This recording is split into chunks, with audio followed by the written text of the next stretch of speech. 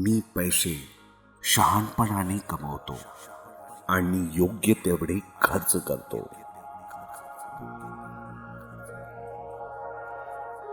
माझं आर्थिक ज्ञान दररोज वाढत आहे. मी खर्चावर नियंत्रण ठेवू शकतो आणि पैसे साठवू शकतो. पैसा सहज सातत्याने माझ्या जीवनात येतो. मी माझं उत्पन्न वेगवेगळ्या स्रोतातून वाढवत आहे. मी भविष्याच्या दृष्टीने शहाणपणानं गुंतवणूक करतो.